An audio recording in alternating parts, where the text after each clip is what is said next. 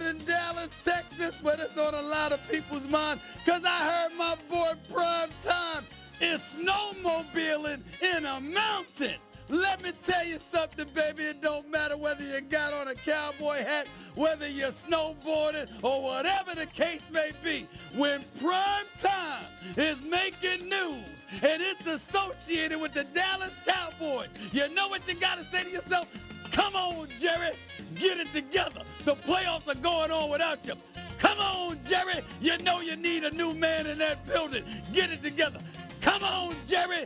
Do what the people are clamoring for you to do, because when you do that, you can end up someplace like this, even with a cowboy hat on. You hear? Okay, Stephen A., performance arts extraordinaire. So there's so many pieces to this. And the most interesting one of it, and Mike Tannenbaum, all kidding aside, I mean, anyone who's paying attention is aware you're assisting the Jets with their head coaching search. At the end of the day, these things come down to one person making a decision, right? So it's not about whether we think it makes sense, all that kind of stuff. It's going to come down to Jerry Jones deciding, does he like the idea or not? It's not about whether anyone else in the Dallas Cowboys facility thinks it makes sense. It's up to Jerry Jones. Look, I continue to think this is not the likely outcome, right? Like a lot has to happen. Deion at Colorado, you know, he's got some roots down there and has done well. But the fact that they've talked is not insignificant. It is Jerry that's going to make this decision. He could theoretically sell Deion on this opportunity and get him out of Colorado. So the thing people have to understand is if you go back a week and you ask Jerry Jones who the coach of the Cowboys is going to be next year, he would have said Mike McCarthy. Like this, they thought they would get a deal done with McCarthy. They didn't.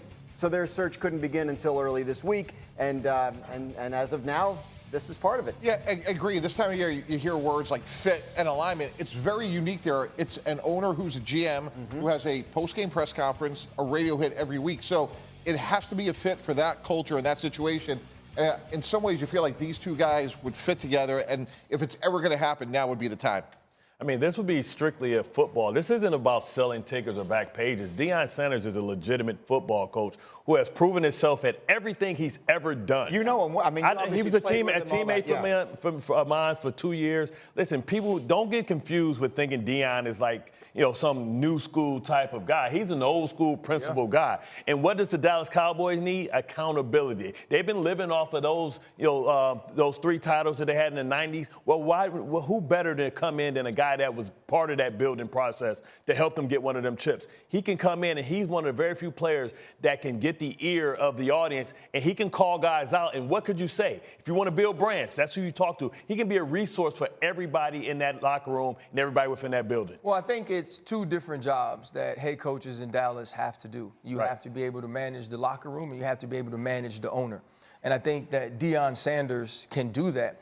It's not necessarily just about the X's and O's. Obviously, he knows and understands how to build a program when you look at Jackson State and also Colorado. But for Jerry Jones and Deion, it's having a voice that you value and respect. Someone needs to be able to have a conversation with Jerry, because you're never going to tell Jerry what to do, that Jerry, this could be best for our team, and have him value that. And now when you look at a CeeDee Lamb, go back to last year with Dan and we're talking about the tours. Who better to say, okay, here is how you handle what it is to be a Dallas Cowboy better than primetime Deion Sanders. Right. The thing about these 2 men, there's no room that Deion Sanders is in where he's not the brightest light. There's no room that Jerry Jones is in where he's not the brightest light. How do they figure out a way to compromise when it comes to who is the biggest voice in this locker room? And I think that's what's most important. I think the other part of this, you just made me think of it.